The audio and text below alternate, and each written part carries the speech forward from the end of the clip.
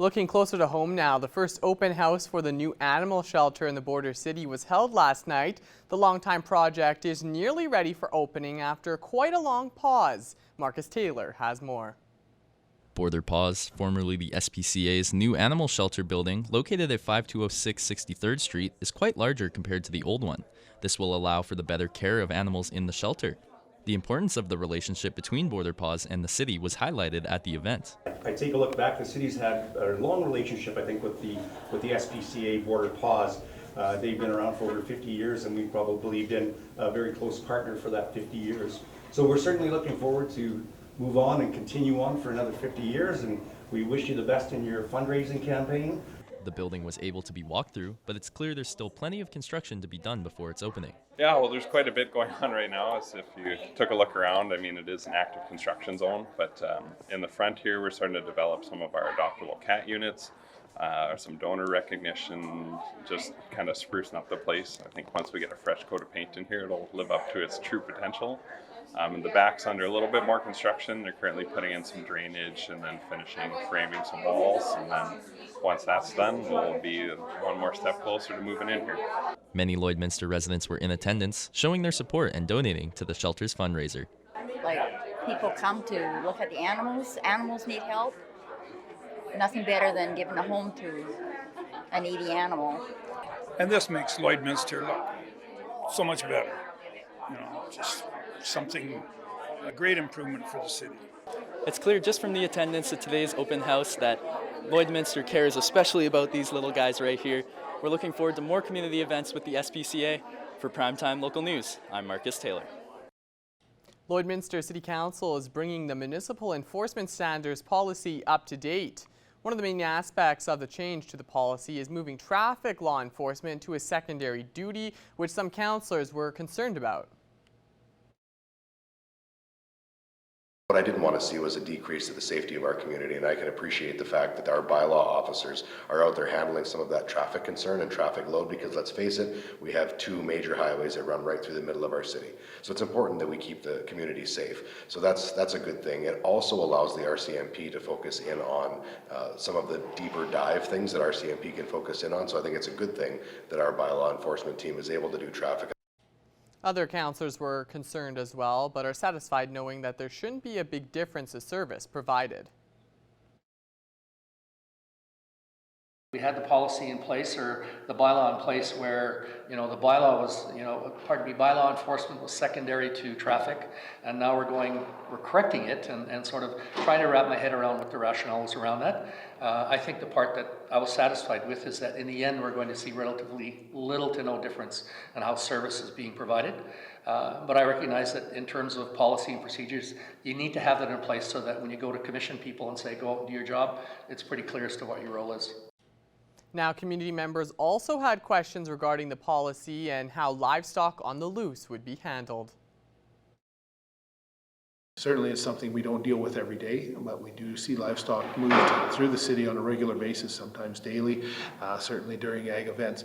So we would work with our partners such as the Ag Exhibition Association, because very likely that's where that animal could come from, but it could also come from one of the veterinarian clinics in our city, because there's two clinics that are located as businesses in the community, as well as Diamond 7 Meats. So there would be a need to pull together multiple resources and look to people, because as we say, we don't have anybody on horseback on a daily basis, so we may need to call on our friends.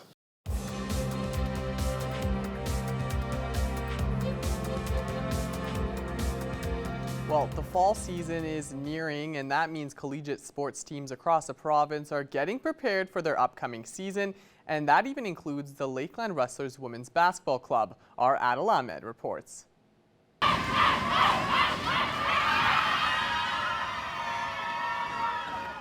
Nearly 6 months ago, the Lakeland Rustlers Women's Basketball team capped off a historic season, going undefeated with a 16-0 record and winning their second straight provincial title. Now fast forward to Wednesday evening, the team is back on the court, hungry for a three-peat. However, only 8 players from last year's squad are returning. One of those 8 is Regina native Haley Sommers, who's one of 2 players entering her final year with the green and white, and is expecting herself to take on a leadership role. I feel like that's always something that I've been working towards, and I think Chris, especially this year, expects a lot of that too, or is kind of pushing me to do that, because I don't consider myself one with words and great at those kind of things, so I've been a big lead by example. That's my thing. I want to work harder than everybody else, set the tone that way. So I think kind of my challenge this year is going to be doing a bit more of the other thing and having a lot of my teammates help me out with that.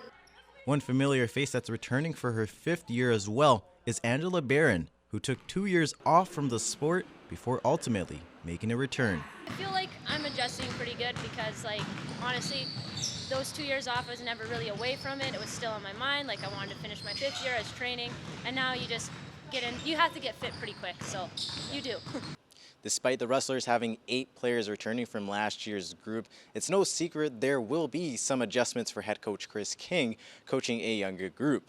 However, he says he's confident with the team he has regardless. The last few years we've had a lot of 3rd, 4th, 5th year kids, so you can start at a pretty high level.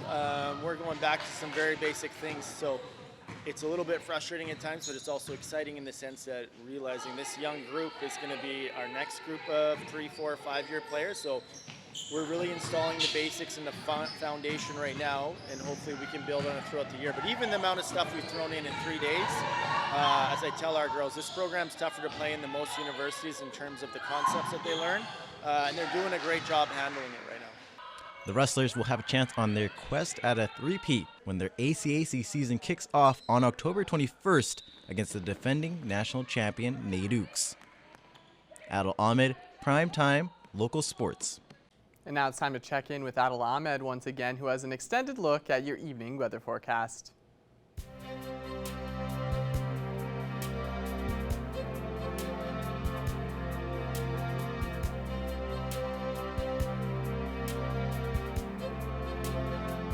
Thank you very much, Jace. Yes, taking a look at our extended weather forecast this evening, we're going to be starting off on the Alberta side. Looking at Edmonton and Athabasca, sitting currently at 29 degrees. And if we go further out west, Edson and Jasper are looking a lot more hotter, with Jasper being at 31 degrees right now. Going down south there of Highway number 2, Red Deer sitting at 25 degrees. So overall on the Alberta side, things are looking just fine. Now if we go over to the Saskatchewan side, a lot more warmer. Saskatoon, Melfort, Prince Albert, Meadow Lake, all around the 29 to 30 degree mark, and then followed by North Battleford as well. They're also hitting that 30 degree mark right now. So looking very, very warm out there. Now, if we go up north to the Saskatchewan side, a lot more cooler from Stony Rapids, Wolfson Lake sitting at currently 18 and 19 degrees right now. Flin Flon and La Grange are looking a lot more warmer though, around that 30 degree mark, and then La Loche and Buffalo Narrows are also around that same mark as well. Now if we look over at the Alberta side, looking at Fort Chipewyan and Fort McMurray, all at the 30 degree mark as well, followed by Peace River and High Level as well. And then Slave Lake and Grand Prairie are looking a little bit cooler there at 29 degrees right now. Now if we go over to the southern zone of Alberta, let's take a look right here. So if we take a look at southern Alberta, Medicine Hat, Lethbridge, and Calgary around the early 20 to late 20 degree range there, and then Coronation and Banff are around the same mark as well at 26 degrees for Coronation. Now if we look over to the Saskatchewan side, Estevan, Yorkton, and Regina all around 25 to 27 degrees roughly, and then Moose Jaw and Swift Current is sitting around 27 and 28 degrees respectively. So things are looking a lot more warmer on the southern Saskatchewan side than it is in the northern zone there. So overall looking very, very good on the Saskatchewan side. Now, if we take a look at our overnight temperatures in the region here, starting off at Meadow Lake, sitting at 14 degrees as a low. Bonneville is also sitting around the same degree range there. And then looking at Paradise Hill and Myrnam, all sitting at 12 degrees as a low. Isla Cross is looking the warmest there, though, out of all of these towns at a low of 17 degrees overnight. So looking a lot more warmer there, but the other towns like Unity and Wainwright are sitting a little bit cooler there overnight at a low of 12 and 13 degrees. Good news is, though, none of these towns will be seeing any precipitations at all, just a mix of some clouds in sight, but otherwise everything looks just fine there. Now looking at our 7-day forecast here in the border city, starting off on Friday and Saturday, we're going to be looking fairly warm out here, with Saturday having a chance of some precipitations there at 26 degrees. And then going off in the rest of the week there, Sunday through Monday, we're going to be seeing around the mid to late 20 degree range there. And then Tuesday through Thursday, it's just going to be sunshines all around, and it's going to be warm. followed by Thursday. It's going to be, we're going to be seeing a high of 32 degrees on Thursday and then a low of 14 degrees. Averages around this time of the year are at 21 degrees as a high and 8 degrees as a low. That is all our weather for now. Our Jace Mackey will have more news coming up after the break.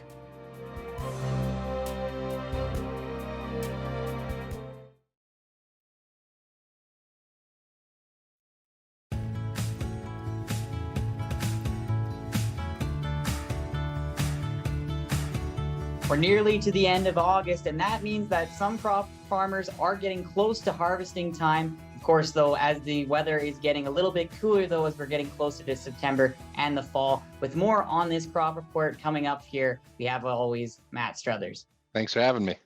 Matt, we in our previous discussions talked about how some people in the south and certain parts of Saskatchewan were starting, but that was earlier on in August. Has that number increased as more people have started harvesting? Or are we still kind of waiting for a bunch of people to start harvesting and kind of waiting to more September time? No, harvest is well underway for many producers in Saskatchewan, mainly in the southwest and west central regions. I think off the top of my head, the southwest is already at about 45% of its crop harvested, so they're making short work of the crop out there. So, areas like the southeast and east central and up into the northern regions haven't quite started yet. Just a few crops being pulled off there now. But after another couple weeks of warm weather, certainly we'll be seeing combines roll out in those fields. You're saying as we're getting that more warmer weather, it's been really good so far as I could tell that warmer weather has been sticking around. Has that warmer weather just been completely good, or has there been some more inclement weather, like some really strong rain to cause some flooding or some hail that has affected any producers so far in August? Looking at this past week, we've had there's some large rainstorms in the east central region, right around the Yorkton area, and of course that's just going to push back crops a little bit longer and delay harvest for those individuals. But overall, the majority of the province this past week saw some hot, dry weather, and that allows for good harvest conditions. You can just keep going, but it also pushes crops that aren't quite ready yet to start turning down and to start to ripen up. So. Very good to see that, going forward, you mentioned we're at the end of August here and we're starting to roll into September. We're really hoping that, one, it doesn't start hailing out of nowhere. And two, we really hope an early season frost doesn't hit us here and ruin some really good looking crops out there. Grasshoppers have been a conversation all throughout the summer. Have they been slowing down? Have there been good pest control, or have they just been, because of this very hot weather, are they just kind of an unnecessary evil at this point? Fortunately, there's still a large thorn in many people's sides out there. And now that we're getting into harvest, producers are just trying to get that over with as quick as they can. And they're just hoping they can finish out harvest and a good frost will come by and do its job and get rid of those grasshoppers.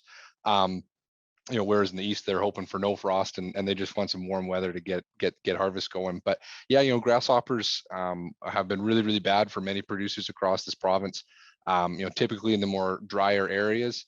And then now they're starting to kind of spread out and move around now that harvest has begun, looking for food sources. So hopefully we can kind of break this dry cycle.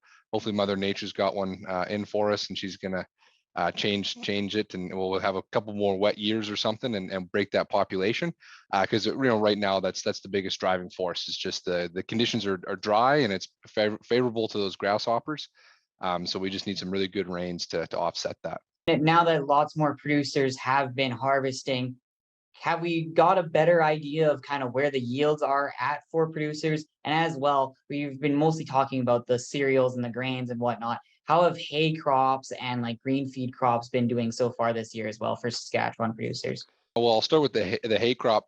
So many producers in the eastern half of the province saw some really good looking hay crops, and they're feeling pretty confident for their winter feed supplies. Whereas some producers in the west central and southwest, in those drier areas, extremely dry areas, they just didn't get the rain that they needed, and their hay crops were very poor. Some were lucky, some got those timely rains when they needed them. But overall, the yields that we saw out of the west central and southwest are just not great, and producers are already looking for alternative sources of feed. I know a few producers were even hauling hay in from Manitoba. So, they're already on that. Whereas on the crop yield side of things, now that the Southwest and West Central have started, we're hearing some anecdotal yields come out of there. Some sound very, very poor. Some a little closer to average. Nothing crazy good.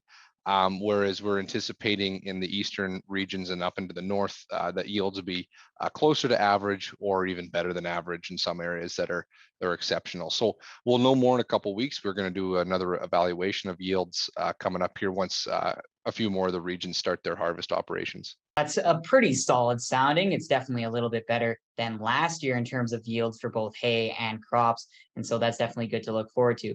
We will look forward to talking to you once again, Matt, as the time goes on, and maybe we'll get a bit of a better look at the Saskatchewan outlook for crops for this 2022 season. Thanks for having me.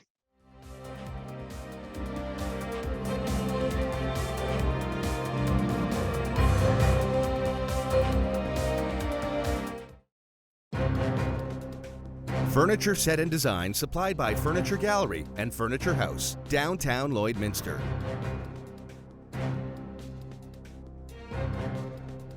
Lauren Rodick Everly is back with us again this week, and we are getting into some parenting topics. First of all, Lauren, you are expecting baby number 2, you and your husband Jordan, and you already have a daughter, Colin, so congratulations on that. Thank you. We're very excited to meet the newest member of our family. Well, let's talk about that, Lauren. You've had the chance now to have your first child, and lessons are learned and things are tried. So how do you go about preparing for baby number 2? Yeah, a lot of lessons learned. You're right. And also a very different experience because when our daughter was born, it was March 2020. So it was right at the start, at least in America and in New York where we were, of the pandemic. And we didn't have that support or that village that you normally have around a child, even down to that we weren't ordering food or having people deliver food to our door in casseroles and that kind of thing.